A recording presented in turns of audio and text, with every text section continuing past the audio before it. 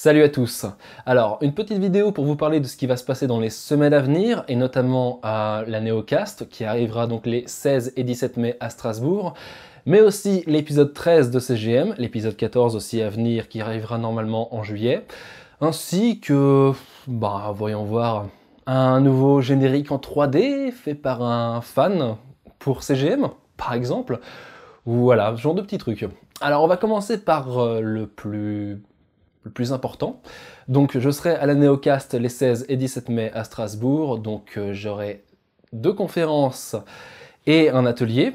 Alors ma première conférence sera le samedi 16 mai entre 10h30 et 11h30, ça va être cool. Que dire d'autre que de plus que ça va être cool, voire même génial, et que j'ai hâte, très très hâte d'y être, même si la moitié des choses ne sont pas encore finalisées pour cet événement. Je vous en dis de plus dans quelques minutes pour le coup. Seconde conférence d'une heure encore une fois le dimanche entre 16h et 17h. Ce sera la même que celle du samedi. Donc pour les personnes qui ne seront pas là le samedi, ils pourront assister le dimanche, ce sera la même chose. Pour ceux qui viennent les 2 jours, vous verrez la même chose 2 fois d'affilée. Mais bon, après tout, si vous venez me voir, c'est qu'un minimum, j'espère, vous aimez mon travail, donc ça vous permettra de voir ce qui est comme défaut éventuel, de m'en parler après, me dire effectivement ce qui vous a plu dans ce nouvel épisode que je suis en train de préparer. D'ailleurs, le sujet de cet épisode, c'est ceci, Flight of the Navigator, en français le vol du navigateur. Oui, ce film est sorti en France en 90 en direct to VHS.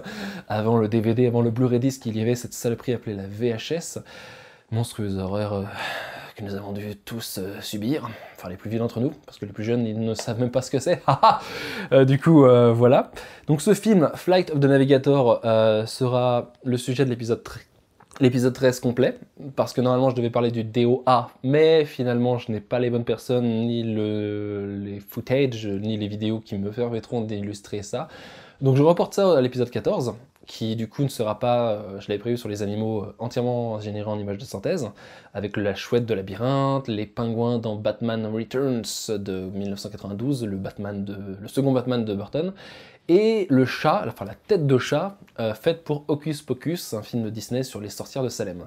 Donc cet épisode ne sera pas sur ces 3 films-là, mais plus sur la chouette de labyrinthe, et donc le dernier film sur lequel Digital Productions a travaillé. Donc je pense que ça fait une fin sympa pour parler ensuite du DOA, qui est en fait la fin de Digital Productions, d'Omnibus, dont je vais parler dans l'épisode 13 sur Flight of the Navigator.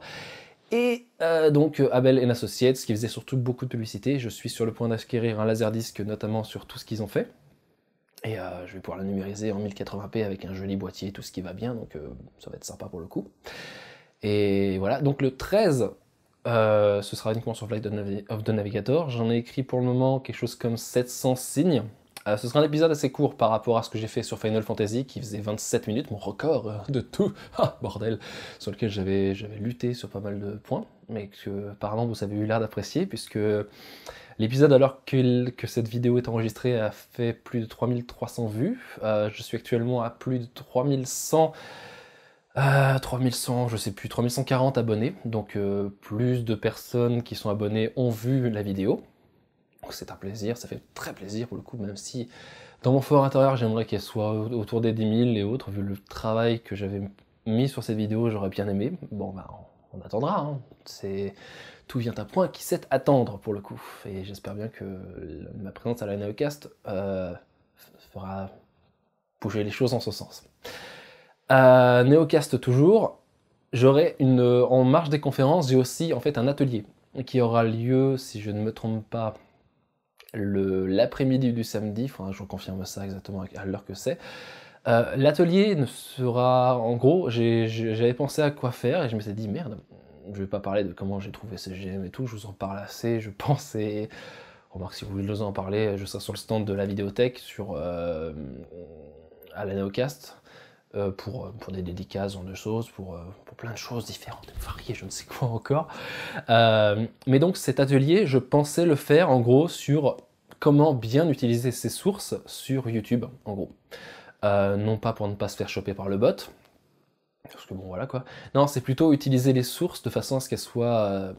si vous avez une vidéo qui potable, mais que vous voudriez bien l'utiliser, je sais pas, quelque chose de très simple que je retrouve dans énormément de vidéos qui me font bien tiquer bien souvent.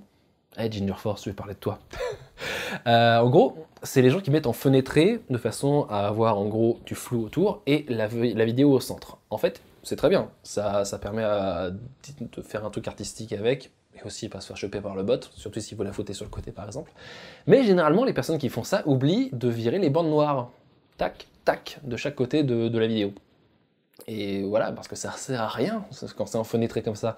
Donc je vous montrerai ce genre de choses, ou comment améliorer les contrastes, de façon à virer sur des vieilles sources dégueulasses, virer une vidéo qui est grisâtre, la faire noire, ce genre de choses, tout plein de choses là-dessus. Donc je pense que je vais faire ça comme ça, avec des extraits vidéo, pas grand-chose, parce que le petit netbook que je me trimballe est malheureusement très très peu puissant. Je ne veux pas dire que c'est une merde parce qu'il m'enregistre en ce moment même, il pourrait vexer le pauvre. Mais voilà, je pense faire ça sous forme de PowerPoint avec peut-être des exemples avant-après, genre de choses, et peut-être des trucs imprimés, je sais pas encore, je verrai comment ce sera fait, du coup. Et donc ça aura lieu le samedi après-midi, du coup je sais pas. Et du coup, j'ai 2 passes à faire gagner. 2 passes pour la Neocast, donc samedi plus dimanche, et le concours auquel j'ai pensé, parce que tout le monde a fait des trucs assez sympas dans mon entourage, des concours avec...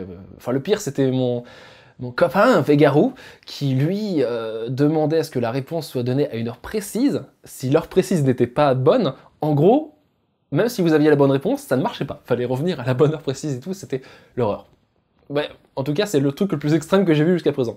D'autres doivent écrire une dissertation et tout, pour Ginger Force justement, je sais plus, mais... Des trucs bien sympas. Moi, ce sera plus simple. Enfin, je dis que c'est plus simple, mais attention. Il faudra trouver cette image, qui se trouve en fait en image rémanente, c'est-à-dire qui s'affiche pas plus de... moins d'une seconde en gros, dans un des CGM postés sur YouTube. Et sur d'autres trucs comme ça, comme Dailymotion ou Vimeo. Et donc déjà, vous savez que, voilà, pour le coup. Cette image, quand je l'avais postée à l'époque, je l'avais postée comme ça en me disant, bah ça fera un clin d'œil sympa, et personne ne l'avait trouvé. Personne. Ou alors personne me l'avait signalé dans les commentaires de l'époque. Donc, je me suis dit que ça ferait un putain de bon concours, essayer de faire ça. Donc, c'est simple. Les 2 premières personnes qui trouvent cette image, qui d'ailleurs n'est pas en entier, mais morcelée, voilà, devront me dire qu'ils l'ont trouvé sur la page Facebook. Voilà, il faut que vous vous abonniez à la page Facebook, ou via Twitter. Je n'accepterai pas les commentaires directement dans la vidéo. Oui, ben, en même temps, j'essaie de trouver des moyens de vous faire venir sur Facebook. Hein. Qu'est-ce que vous voulez que je vous dise? Merde, hein. J'annoncerai, je ne ferai pas d'autres vidéos avant la Neocast, donc avant le 15 mai, pour dire les gagnants. Je l'annoncerai directement sur la page Facebook et sur Twitter, pour le coup. Donc ça ne sert à rien d'essayer de me demander sur les commentaires. Et voilà, comme ça vous permettra de venir les 2 jours. Donc ça fait...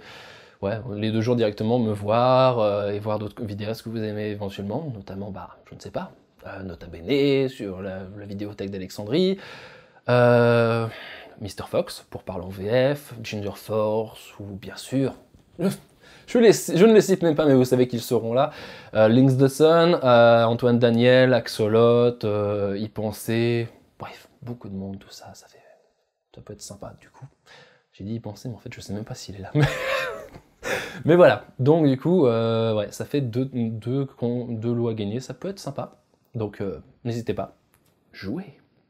Ensuite, parce que sur le stand de la vidéothèque, où je serai présent, avec une grosse bannière qui est en train d'être dessinée par Lucky Jackal, que j'aime beaucoup pour son travail, le sexologue de l'imaginaire, je vais faire en fait des DVD. Pour ceux qui sont sur la page Facebook le savent déjà. Je vais faire des DVD de CGM qui auront en fait tous les épisodes, absolument tous les épisodes déjà sortis, et le 13 que je suis en train de faire, en plus de bonus comme la musique d'un novel du groupe de mon pote, qui illustre le générique de fin depuis maintenant, depuis l'épisode sur Final Fantasy en gros, et il y aura aussi la musique de Vlad Tapas, qui sert en fait de musique de fond, qui remplace celle d'Orbital pour essayer de ne pas être à cheval sur les copyrights, pour le coup, qui seront en bonus isolé. Je prépare aussi un bêtisier, il y aura la bande-annonce que vous avez déjà sur sur YouTube avec d'autres musiques, pour encore une fois des problèmes de copyright, ce genre de choses. Voilà. Après, c'est que du fair use de films que je fais comme d'habitude. Et donc ce DVD est double. Ce DVD, le voici. Donc, j'y ai passé beaucoup de temps. J'en ai fait 50. Mais je ne vais pas en vendre 50. Parce que oui, ils seront vendus, ça me permettra notamment de donner un peu d'argent à Vlad Tapas pour la musique qu'il m'a fait très gentiment. Parce qu'il m'a fait quand même 12 minutes, elle est magnifique. Enfin, je vous l'écouterai directement sur le DVD. Donc, chacun des disques, en fait, aura l'équivalent de... Enfin, chacun des disques. Les 2 disques auront l'équivalent de 4 heures de vidéo. 4 heures de vidéo, donc 10 épisodes sur le DVD 1. Voilà. Et en gros, l'épisode 11, 12, 13, le hors-série Final Fantasy et l'interview de Dave Sig et quelques bonus en plus sur le DVD 2. Je les ai stylisés comme des laserdiscs. Les laserdiscs, c'est ces ancêtres du DVD qui faisaient 30 cm de diamètre et qu'il fallait changer de face toutes les heures pour espérer voir le film en entier. Quand vous aviez les moyens de vous payer un laserdisc à l'époque, dans les années 90 jusqu'en 2001 au Japon. Je me suis amusé donc à scanner un laserdisc via mon scanner et reproduire l'intégralité physique qu'on peut voir sur un LD.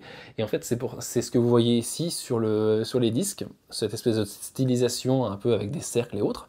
C'est en fait un laserdisc en mode CAV qui durait 30 minutes et sur lequel vous pouviez faire des arrêts sur image à l'époque. Oh, dans les années 90, c'est de la folie pure! Et en fait, je me suis amusé à faire ça et à faire du pixel art pour marquer CGM comme ça, et LD1 et LD2. LD2, voilà. Et c'est assez stylé, j'ai passé beaucoup de temps dessus, donc voilà. Pour le moment, il n'y a pas de jaquette du tout dessus parce elles ont été créées. D'ailleurs, les voici, pour le coup, haha. Et elles seront imprimées d'ici là. Je pourrais faire des dédicaces dessus, j'ai les stylos qui seront faits pour ça et tout.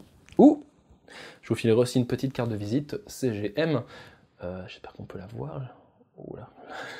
Je doute qu'on puisse la voir, mais on verra ça quand j'aurai monté la vidéo peut-être.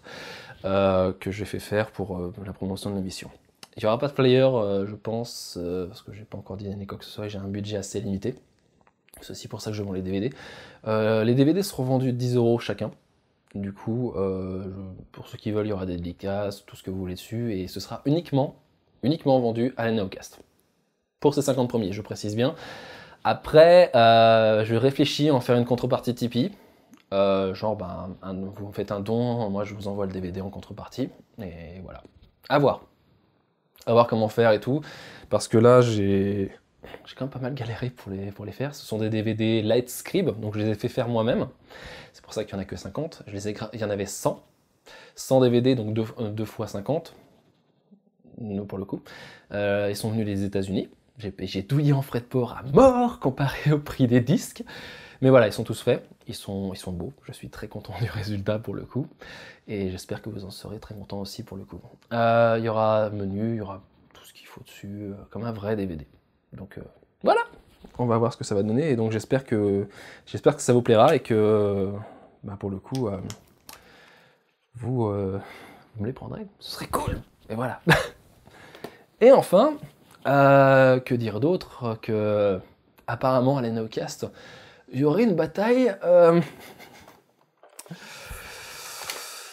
de Nerf. Donc, moi j'ouvre le bal, voilà, ça c'est mon custom, donc avec un petit Nerf semi-automatique. Voilà comment ça marche, c'est cool.